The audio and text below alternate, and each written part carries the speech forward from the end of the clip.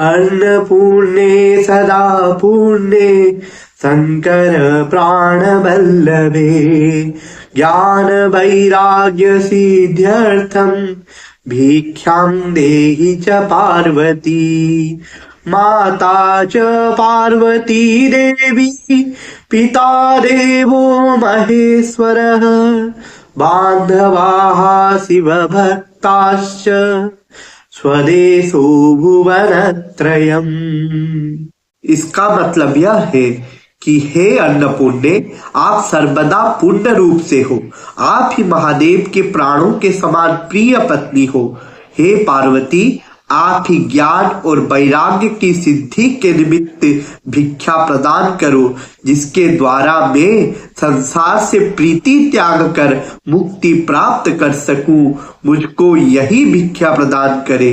हे जगत जननी पार्वती देवी मेरी माता है, देवाधिदेव महेश्वर मेरे पिता है, शिवभक्तगण मेरे बांधव है और तीनों भुवन मेरा स्वदेश है। आदि शंकराचार्य जी के द्वारा विरचित स्तोत्र भगवती अन्नपूर्णा के लिए उत्सर्गीकृत है। अन्नपूर्णा का अर्थ है अन्न की अधिष्ठात्री देवी। जगदम्बा के इस अन्नपूर्णा स्वरूप से जगत का भरण पोषण होता है। तो आज हम देवी अन्नपूर्णा जी के व्रत कब होता है, व्रत विधि क्या है, उसको कौन कर सकता है और व्रत का फल क्या है, उसके बारे में बात करेंगे। अन्नपूर्णा माता के व्रत उपाख्यान के पुस्तक के तहत मार्गशीर्ष के महीने में शुक्ल पक्ष का आरंभ दिन मतलब प्रतिपदा को इस व्रत का शुरुआत होता है और ये व्रत 21 दिन तक मनाई जाती है। तो हम ओडिया पांजी को देखेंगे कि ये किस दिन आ रहा है। तो ये कोहिनूर पठारी सामंत पंजिका है। इसके अनुसार जो मार्गशीर मास के शुक्ल पक्ष प्रतिपदा की तिथि इस बार शुक्रवार को आ रहा है, जो कि है नवंबर 21 तारीख, वार है शुक्रवार। तो इस दिन अन्नपूर्णा देवी का व्रत का शुरुआत होगा। इस दिन से लेकर 21 दिन तक ये चालू रहेगा। पुस्तक के अनुसार इस व्रत को सब कर सकते हैं। 21 दिन के इस व्रत के लिए आप एक व्रत ले, उसमें 21 गांठ बांध दे और इसको आप ग्रहण करें, मतलब अपने हाथ में बांध सकते हैं। अगर आपके पास जो व्रत का सूता ना हो तो आप क्या इस्तेमाल कर सकते हैं ना, कलावा में भी 21 गांठ मार के उसको धारण कर सकते हैं। तो 21 दिन के लिए उपवास करना पड़ता है। अगर उपवास संभव ना हो तो आप एक समय अन्न ग्रहण कर सकते हैं, और अगर ये भी आपसे संभव ना हो तो आप एक टाइम के बावजूद रात में फलाहार भी कर सकते हैं या फिर पराठे वगैरह खा सकते हैं, क्योंकि माँ तो बुरा नहीं मानेगी, क्योंकि माँ तो माँ है। कुपुत्रो जाते माता क्वचिदपि कुमाता न भवति। कोई पुत्र कुपुत्र हो सकता है पर माँ कभी कुमाता नहीं हो सकती, इसीलिए आप कर सकते हैं। पर जो 21 दिन आप व्रत कर रहे हैं, जो व्रत का जो मतलब पुस्तक है, उसको पढ़े बिना आप कुछ नहीं खा सकते या कुछ नहीं पी सकते। व्रत का जो पुस्तक है, जिसे हम कहते हैं व्रत उपाख्यान है, उसको पढ़ने के बाद ही हम कुछ खा सकते हैं, जो कि 21 दिन तक। अगर हमने व्रत का उपाख्यान ना पढ़ के कुछ खा लिया हो गलती से या कुछ पी लिया हो, फिर हमें क्या करना पड़ेगा ना, वो पूरा दिन हमें उपवास रहना पड़ेगा, नहीं तो सब ठीक है। और अगर इस 21 दिन के व्रत के दौरान हम एकाधिक बार खाए पिए हो तो हमें क्या है ना, जो आखिरी दिन है व्रत का, 21 दिन संपूर्ण होने में जो आखिरी दिन है, उसमें पूर्ण उपवास करना पड़ेगा। इतना सा ही है। और जिस दिन हम व्रत शुरुआत करेंगे व्रत का, तो उस दिन ब्राह्मण के द्वारा संकल्प लेके 21 दिन का संकल्प लेके व्रत धारण करके हम व्रत आरंभ करेंगे और आखिरी दिन में हम होम यज्ञ करके इसका समाप्ति करेंगे।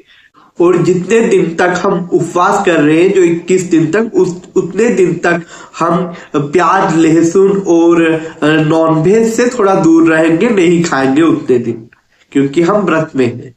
व्रत विधि के अनुसार हमें किसी न किसी श्रोता को ये व्रत उपाख्यान सुनाने चाहिए। अगर कोई श्रोता नहीं मिले तो पिप्पली लटा के पत्ते को भी हम सुना सकते हैं, या फिर दिया को साक्षी रख के हम भगवान सूर्य को, गोमाता को, तुलसी के पौधे को या फिर शंकर जी को ये व्रत विधि सुना सकते हैं। या तो फिर हम घृत कुमारी जो एलोवेरा का पेड़ है उसे भी पास रखकर व्रत कथा सुना सकते हैं। जब तक हम व्रत कथा पठन नहीं किए हैं हर दिन, उस समय तक हमें जल भी स्पर्श नहीं करना चाहिए, मतलब कुछ भी गलती से खाना पीना नहीं चाहिए। व्रत जो पुस्तक है, उपाख्यान है, उसको पढ़ने के बाद ही, श्रोताओं को सुनाने के बाद ही हमें उसको ग्रहण करना चाहिए। फलश्रुति के अनुसार इस व्रत को करने से सिर्फ दारिद्रता से मुक्ति नहीं मिलेगी, आपको संतान लाभ भी होंगे, विद्या प्राप्त भी हो सकती है, आपको चक्षुदान भी होगा, आपको विभिन्न प्रकार शक्ति मिल सकती है इसके फलश्रुति के अनुसार। व्रत के इतिहास के बारे में बात करें तो काशी मतलब आज के बनारस या वाराणसी में धनंजय करके एक दरिद्र ब्राह्मण रहते थे। उनकी पत्नी सुलक्षणा अत्यंत पतिव्रता थी।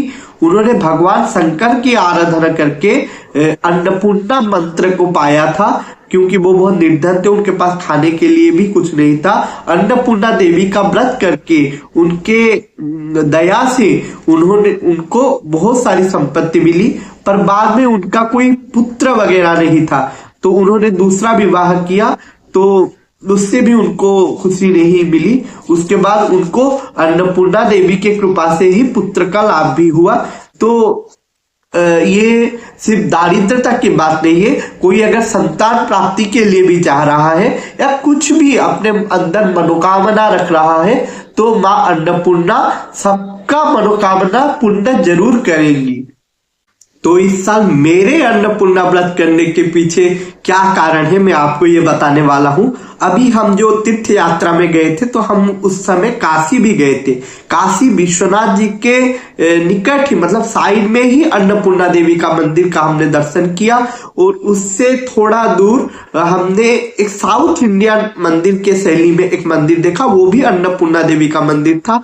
वहां पे भंडारे भी चलते हैं, तो उस मंदिर में उस दिन मेरा एकादशी का व्रत था, तो मैं वहां पे प्रसाद ग्रहण नहीं कर पाया था, परंतु मैंने दोनों जगह ही अन्नपूर्णा देवी का अच्छे से दर्शन किया था। तो मार्गशीर्ष का महीना भी आ रहा था, तो मेरे मन को ऐसा लगा कि मुझे अन्नपूर्णा देवी का व्रत करना चाहिए।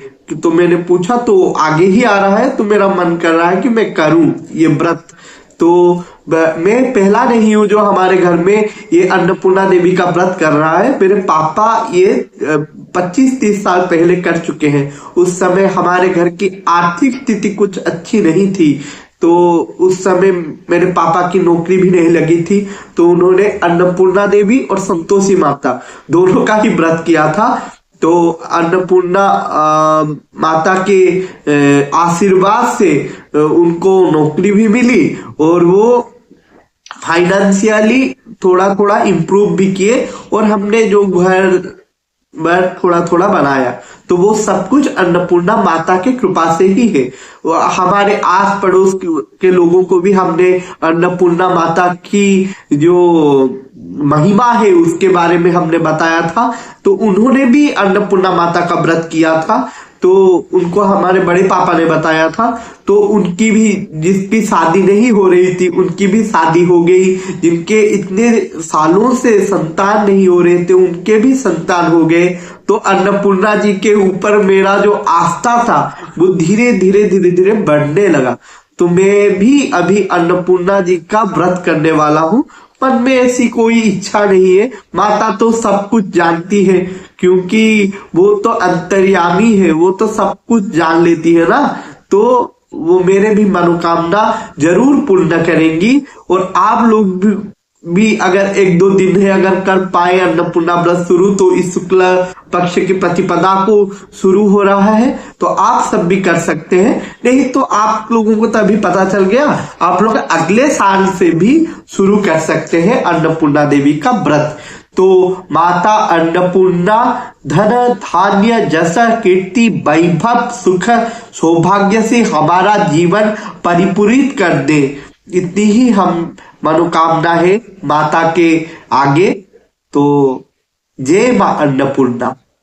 नित्यानंद करी बराभय करी सौंदर्य रत्नाकरी निर्धूताखिल घोर पावन करी प्रत्यक्ष माहेश्वरी प्रलयाचल वंश पावन करी काशीपुराधीश्वरी भिक्षां देहि कृपावलंबन करी माता अन्नपूर्णेश्वरी।